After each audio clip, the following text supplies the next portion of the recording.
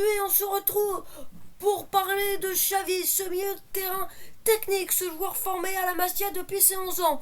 Mais aujourd'hui, on va pas parler du Xavi joueur. Aujourd'hui, on va parler du Xavi coach et aujourd'hui, on se retrouve sur une présentation de sa méthode, des systèmes de jeu qu'il utilise, de ses résultats qu'il a eu avec Al Sadd au Qatar depuis 2019, des rôles qu'il donne aux joueurs, les systèmes de jeu qu'il utilise. Au début de son mandat, il utilisait plus un système à 4, un 4-1-4-1 ou même un 4-3-3 et finalement il a rapidement basculé vers un système 1-3. Ça a pu être un 3-2-4-1 ou même un 3-4-3 ou même un 3-4-1-2. Donc tout simplement, on va faire une présentation sur Xavi Hals. On va pas se mentir, il y a très peu d'Européens qui regardent le championnat Qatar. Mais si aujourd'hui on en parle, si aujourd'hui il est dans l'actualité, c'est que Xavi devrait remplacer le néerlandais comme lui qui avait donné la première Ligue des Champions de l'histoire du club sous Cruyff, qui est le défenseur encore aujourd'hui à avoir marqué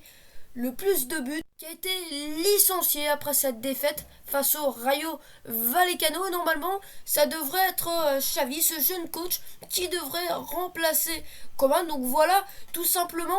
Et ces derniers jours, ça s'est accéléré. Comparé au timing de l'arrivée de Antonio Conte, la transaction s'est faite très rapidement. Nuno Espirito Santos licencié le lundi. Antonio Conte était déjà à Londres le lundi et il a signé le mardi. Il a fallu plus de temps pour les dirigeants du FC Barcelone ont même dû se déplacer sur place au Qatar. Mais normalement, Xavi devrait bien être le nouvel entraîneur du FC Barcelone, car tout simplement Al Sadd a trouvé son remplaçant en la personne de Felipe Scolari. Et Xavi aurait déjà dit au revoir à ses joueurs. Et selon le journaliste espagnol Jordi Rota, son transfert, devrait être officiel aujourd'hui, ce jeudi, Allez, c'est parti. Allez, on va commencer avec cette image de Xavi qui jouait encore au FC Barcelone. Et si j'ai entouré ce ballon, c'est que c'est un obsédé du ballon, c'est un obsédé de la possession, comme le titre RMC Sport sur l'un de ses articles sur internet. Et comme il le dit, Xavi, mon équipe doit avoir le ballon. Tous les exercices durant les entraînements se passent avec le ballon. Avec Al Sadd, il avait toujours plus de 60% de possession en moyenne sur ses 2 premières saisons avec le club qatari. Il veut que son équipe ait le ballon. Déjà, ce qui est intéressant à remarquer, c'est que en phase défensive, son équipe est coupée en deux, mais pas forcément dans le mauvais sens du terme.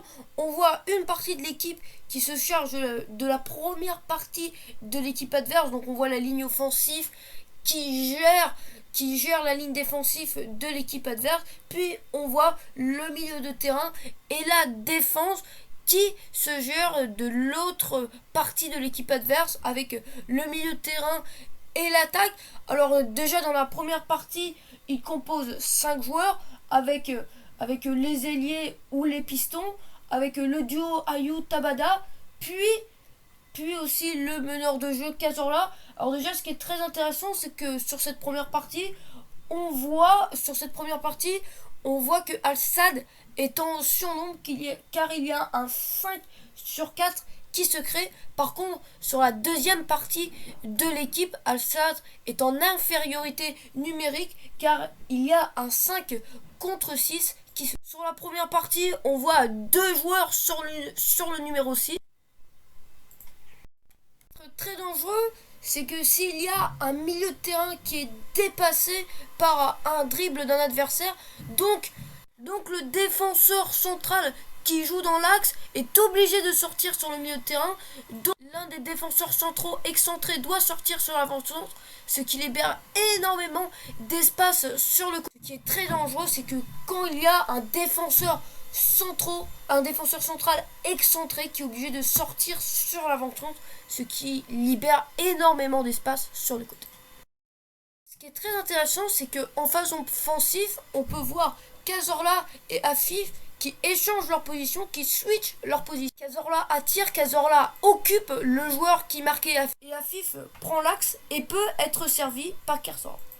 Ce qui est très intéressant, c'est que l'entraîneur espagnol Xavi demande à ses défenseurs centraux excentrés de sortir, de se projeter balle au pied quand ils ont le champ libre, quand il y a de l'espace, d'essayer d'apporter le sur. Ce qui est très intéressant, c'est qu'il y a donc un triangle qui se crée avec Afif et Cazorla. Ce qui est très intéressant, c'est que à l'image, on voit que c'est Hassan qui a le ballon. Hassan est un défenseur central très qui défend en avançant et qui après se projette vers l'avant. Et là, ce qui est très intéressant, c'est qu'on voit qu'il sort balle au pied et il va occuper, il va faire sortir le joueur qui marquait 15 heures. Puis il va donner le ballon à Afif qui va donc après centrer à 15 heures là. Et grâce au travail, grâce à la montée de Hassan, 15 heures là ne va avoir aucun joueur sur le va avoir aucun joueur pour le gêner, pour frapper. Il va avoir tout le temps de s'ajuster, il va avoir tout le temps de s'appliquer pour frapper. Tout ça grâce à la sortie de Hassan qui a servi à faire sortir les milieux de terrain adverses. On voit donc Cazorla avec aucun joueur sur le dos qui a le temps de s'appliquer, qui a le temps d'ajuster sa frappe. On voit qu'Abdenour gère mal la protection du second poteau. Tiens, encore un ancien Marseillais après André Ayew. Ce qui est très intéressant, c'est que Xavi utilise un système avec de multiples formes géométriques. Voilà un triangle avec Cazorla et les deux avancés, les deux joueurs qui jouent en pointe. On voit que Tabada peut être utilisé en point, peut être cherché sur le côté pour après servir en profondeur André Ayew, comme on peut le voir à l'image. Ce qui est très intéressant, c'est que quand Al-Sadd utilise le 3-2-4-1, donc une sorte de 3-2-5, comme peut l'utiliser Manchester City de Pep Guardiola en phase de possession. Quand ils utilisent ce système, ils sont en surnombre en phase offensive. On voit un milieu offensif avec Afif qui crée un 2 contre 1 sur le côté. Et on voit d'ailleurs le milieu offensif qui va servir en profondeur Afif. Comme on peut le voir là. Comme il le dit dans sa vidéo très intéressante que je vous ai parlé, son équipe peut se transformer en 4-1-5, passer du 3-2-4-1 au 4-1-5, avec un milieu qui redescend et qui prend temporairement la place d'un latéral droit, qui se transforme comme latéral droit. Ce qui est très intéressant avec ce dispositif, c'est que son équipe utilise toute la largeur du terrain. On voit des ailiers presque en train de toucher la ligne du fond, la ligne de touche. On voit deux milieux offensifs qui peuvent redescendre un petit peu en phase de possession, qui créent aussi des triangles avec l'un des défenseurs centraux excentrés et avec l'ailier. Et on peut voir là par exemple les deux milieux offensifs qui sont en train de combiner ensemble dans les demi-côtés et qui servent comme souvent Bagad Bounedjah en profondeur. Comme je vous l'ai dit, les deux milieux offensifs peuvent redescendre un petit peu et créer un carré avec les deux pivots au milieu de terrain, avec Young et Guilherme. Comme le dit Xavi dans son interview, son équipe est en surnombre à la relance face à un 4-4-2 en bloc bas, car 3 centraux face à 2 avant. Et son équipe est aussi en surnombre sur la ligne offensive 5 contre 4. Dès la perte du ballon, Xavi veut que son équipe effectue un contre-pressing. Donc en tout début de phase défensive, en phase de pressing, son équipe se transforme, son équipe passe du 3-2-4-1, 4-2-4. On voit les ailiers presser les latéraux. Je parle toujours face à un 4-4-2. Et l'un des milieux offensifs vient aider le numéro 9 pour faire la première lame de pressing. Au milieu, on retrouve un milieu offensif qui est descendu avec l'un des doubles pivots. Mais où se trouve l'autre double pivot? C'est simple.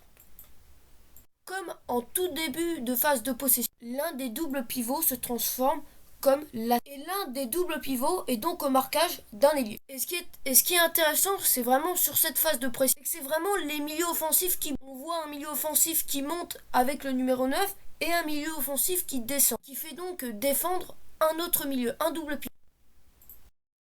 On voit sur cette image une nouvelle fois toute la dangerosité quand l'avançant doit sortir sur un ailier. Et en plus, derrière, le système de compensation n'est même pas... On ne voit pas le défenseur central excentré sortir sur Cheick Diabaté. Ce qui est aussi très risqué, c'est que Xavi demande notamment aux défenseurs centrales qui jouent dans l'axe et non aux défenseurs centraux excentrés de se transformer en pente haute, de défendre en avançant, mais le gros et d'ouvrir de l'espace dans son dos, surtout de laisser un joueur sans marquage. Et là, c'était l'ancien bordelais Cheikh Diabaté. Cheikh Diabaté est donc servi entre les deux centraux de côté.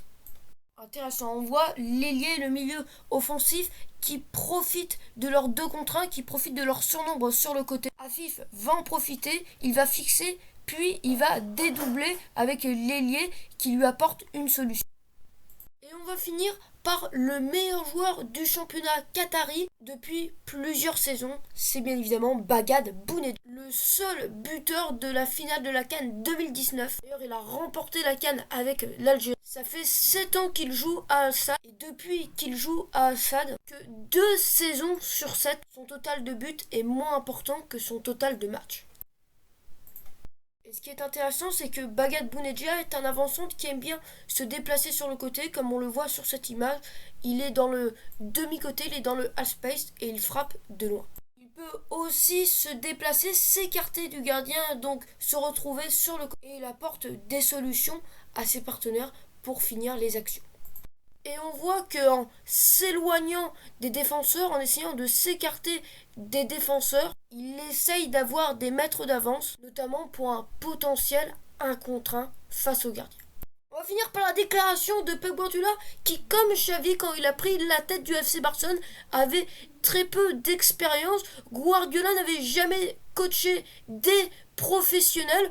Il n'avait entraîné que la Masia avant de prendre le FC Barcelone, alors que Xavi, lui, a entraîné au Qatar, a entraîné Al-Sadd. Xavi qui, lui, a vite enchaîné le rôle de joueur et le rôle d'entraîneur à Al-Sadd. Pour Pep Guardiola, Xavi est prêt à prendre le FC Barcelone de Gavi, de Depay. Ce n'est pas la première fois que le FC Barcelone va reprendre quelqu'un de la maison.